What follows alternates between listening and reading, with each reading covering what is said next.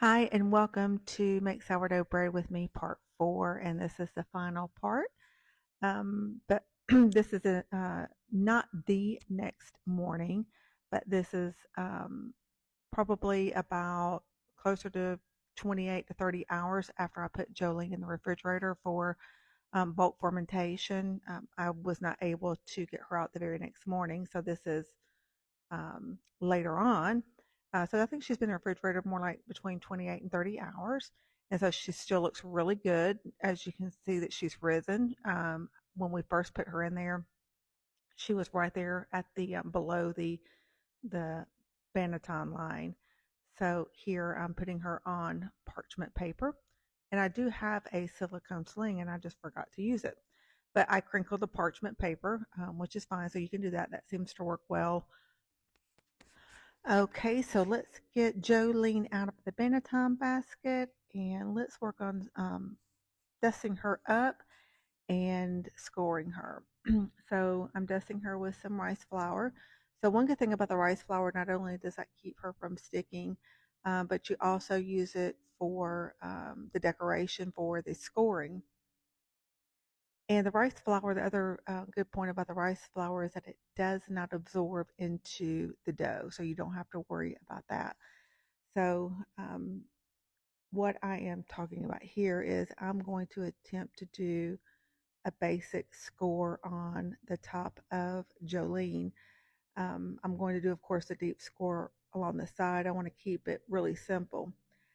Now, there are some people who are really, really good at scoring. I'm not an artsy kind of person, but I definitely attempt at scoring Jolene. I am more concerned at this point about you being able to see Jolene than I am you looking at me. And here I'm just talking, talking, talking. I'm sure I'm saying something important, but I don't know. But I do know that I'm going to attempt to score her on the top and do what they call like a wheat stalk. Um, so if I can finish talking in this video, because I did try to speed this up, but it didn't quite work. Again, I'm still learning, so we got to start somewhere. But there are people out there who are really artsy and who are really good at scoring their sourdough bread. So hopefully I'll get finished talking and we'll start scoring. So here I'm going to do a basic wheat stalk. And y'all, I am terrible at this, but I was trying. I was trying. So I think I get an A for effort, but I get like a C minus or a D on the final look of the of the wheat stalk. You'll see when it comes out of the oven. She wasn't as pretty as I wanted her to be, and I have done some that were better than this, but I think what I should have done, you see, I did a light score down the middle, and then I'm just doing a basic scoring along the side to get that wheat pattern. And so I'm trying. Practice makes perfect, and I'm definitely been practicing. And here I'm going back over on this one side just to go back over where I had already scored a little bit. And you'll see when she comes out of the oven, I didn't do it on the left hand side, and that ended up being noticeable. So now I'm doing the deep cut along the side. So the purpose of this, of course, is you want those gases to release and you want your bread to get a nice spring and a nice rise.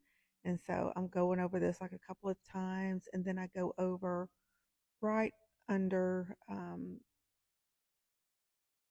the base of the cut to try and get an ear. I always love to try to get ears.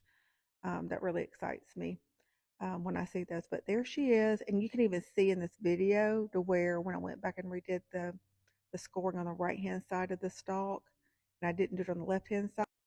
Sorry guys, my battery's about to go dead.